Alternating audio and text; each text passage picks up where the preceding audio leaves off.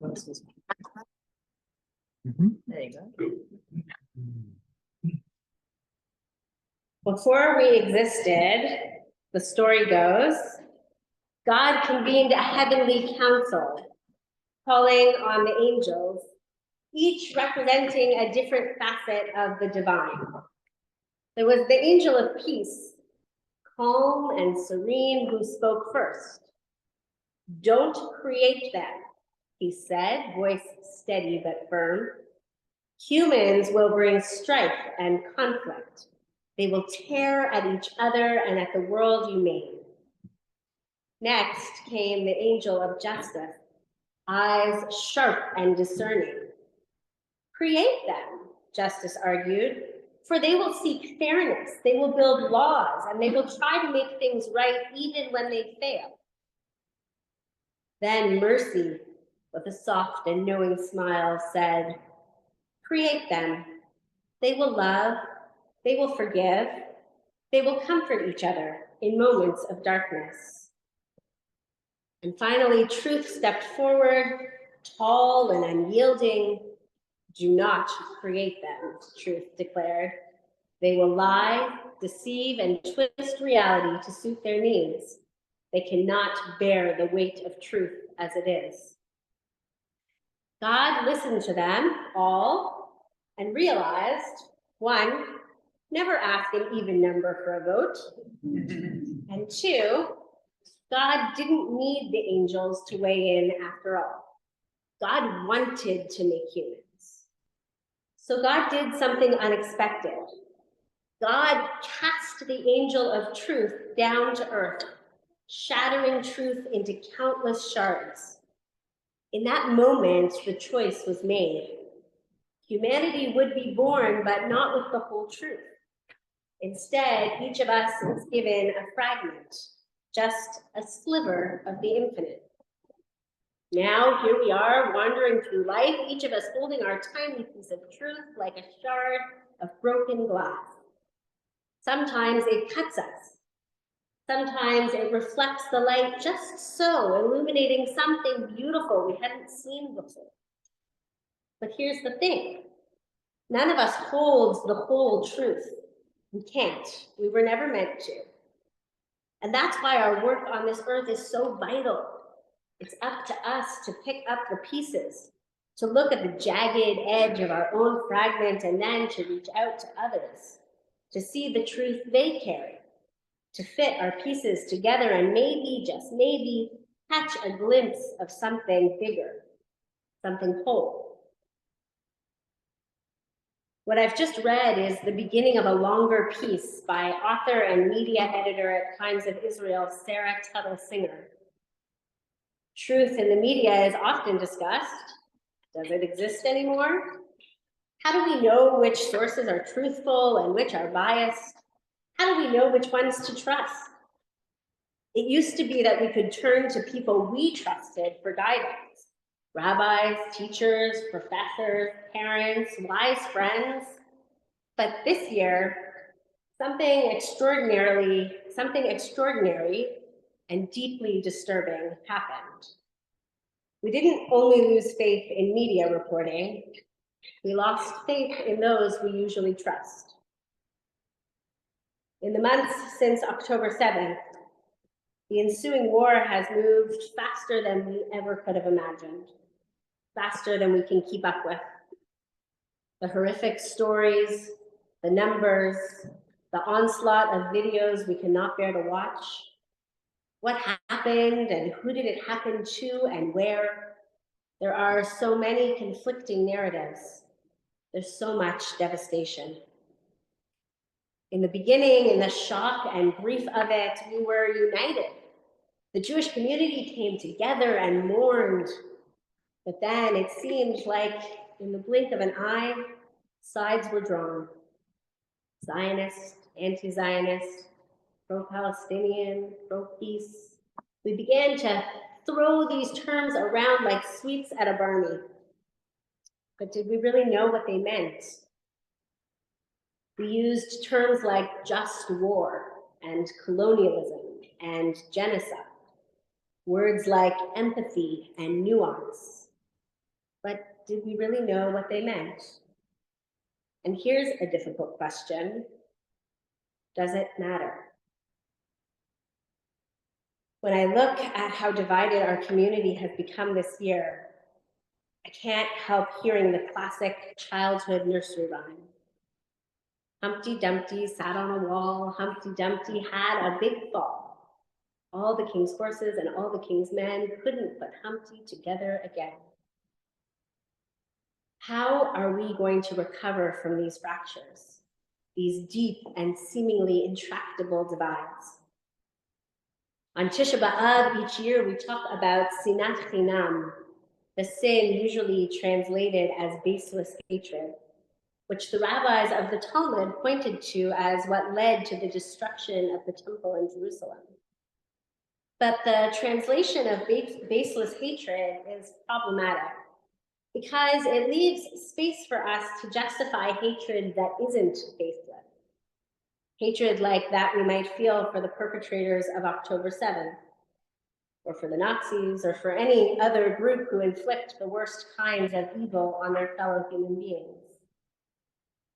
What sinat chinam really is in the context of Tisha B'Av, and sadly perhaps in the context of the year we've just survived, is the sin of hatred among kin, or perhaps even more specifically, hatred among those we expected to be aligned with, but find instead that we differ on critical matters. Somehow it hurts more when we find that our closely guarded truths and values are not reflected in those we love, trust, or with whom we share community. In teaching about sinat chinam, the rabbis bring forward a text about Kamsa and Bar Kamsa. In it, an anonymous man has a friend named Kamsa and, strangely enough, an enemy named Bar Kamsa. The man throws a party to which Bar Kamsa is mistakenly invited in place of Kamsa. The host is livid to find his enemy at his soiree and embarrasses Bar Kamsa by throwing him out. And when the rabbis who were present at the party do not intervene, Bar Kamsa is further offended and decides to get revenge. He goes to the local authority, the local Roman authority, and informs him that the Jews are rebelling. Rabbi David Hellman in New York, in writing about this text, points out that it seems like quite a jump from being embarrassed at a party to calling in the Romans. Furthermore, he asks, wouldn't this only result in new edicts and persecutions that would affect Bar Kamsa and his family as much as the host and the rabbis? As it turns out, this isn't a story about petty rivalry. It's a story about politics. Rabbi Hellman explains that since Bar Kamsa had access to a high-level Roman official, it would seem reasonable to surmise that he was a wealthy, prominent citizen of Jerusalem belonging to a faction who cooperated with the Romans. The host, on the other hand, belonged to the faction in Jerusalem that was anti-Roman. Rabbi Hellman writes that this great conflict was tearing apart Jerusalem from within, with nothing less than the future of the Jewish people at stake. Understandably, these debates were fierce, and each side thought that the other was leading the nation into catastrophe. Sound familiar? In an article in Mishpacha magazine, I found another definition for sinat chinam. Sinat chinam is the rejection of another for no reason other than he is not me, and his way of serving the creator of the universe is different from mine.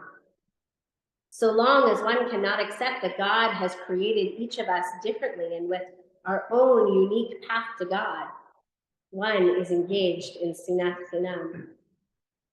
Rabbi Hellman seems to agree with this definition, teaching that the story of Kamsa and Bar Kamsa brings forward a vital and complex challenge: to not allow legitimate disagreements over issues of principle, even ones of incredible consequence, to turn into conflicts that are fueled with hatred for the human beings on the other side.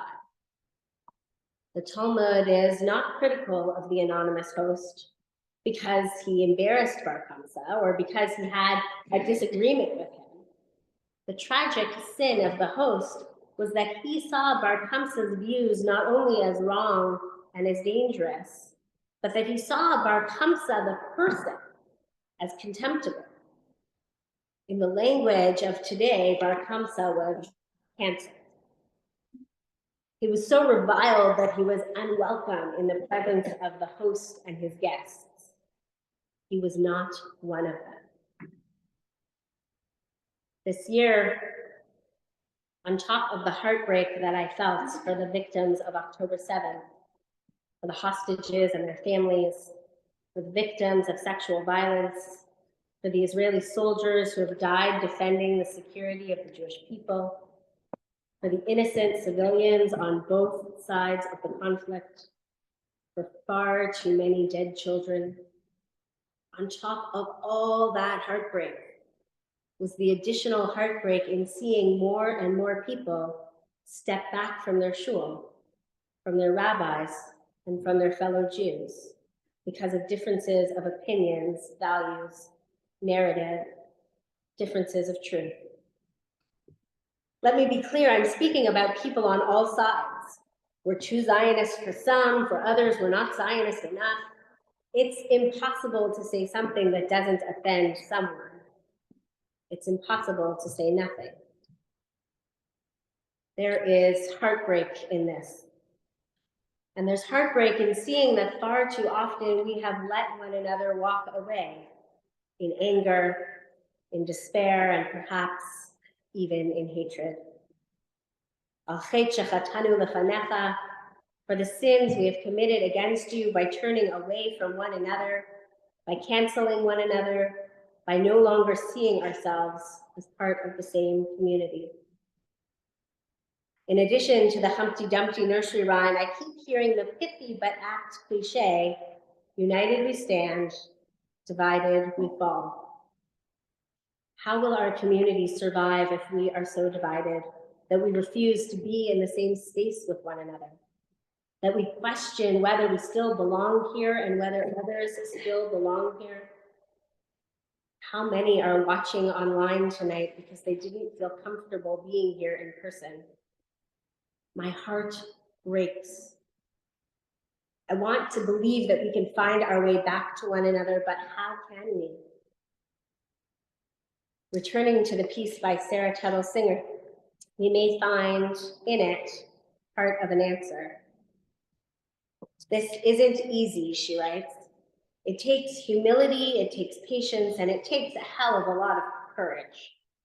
Because when we hold our piece of truth up to someone else's, we might see that our edge isn't as clean as we thought, that our understanding isn't as complete. But it's in that mess, in that beautiful collision of shards that we start to see the bigger picture. God wanted more than isolated, solitary beings. God wanted a world where we depend on each other, where our survival, our growth, our very understanding of the world and the divide and the divine requires us to come together. The shards of truth are scattered not as a punishment, but as a divine design, pushing us toward unity, toward connection. In this fragmented world, unity isn't just an ideal, it's necessary. Sarah's vision of unity is beautiful, but also hard to achieve. And to achieve it, we have to be willing to examine the truths we hold and to open ourselves up to the possibility of other truths. To achieve it, we must not alienate ourselves from one another. We must not allow ourselves to forget one another's humanity. We must put unity ahead of division, not by ignoring what divides us, but by valuing diversity of opinion, perhaps even welcoming it. Rav Kook, the first Ashkenazi chief rabbi of British Mandate Palestine, taught that there are two types of teshuvah, gradual and sudden. While I do not agree with many of Rav Kook's teachings or with the forms of religious Zionism that are attributed to his legacy, there are other of his teachings that I do appreciate. It would be a shame if I canceled Rav Kook, if I refused to learn anything from him because I don't agree with the political stances he took. When contemplating Kook's idea of sudden teshuva pitomit, Rabbi Jordan Browning of the Jewish Studio Project asks how change, complete and total transformation, how can it happen in an instant? We have the capacity, he writes, to receive a burst of insight and to shift our way of being completely. Perhaps it is just when we have given up on the idea of transformation that change takes hold. Coming back together in community with one another is possible. We don't have to spend years processing our disagreements and our pain. There will be time and in this moment, all we have to do is decide. Decide to turn back to one another. Decide to embrace and forgive one another. Decide to accept one another and move forward together. It's Rosh Hashanah. Yom Kippur is not yet here. We have the time.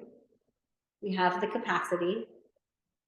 I pray that we have the will. King Yehi Ratzon.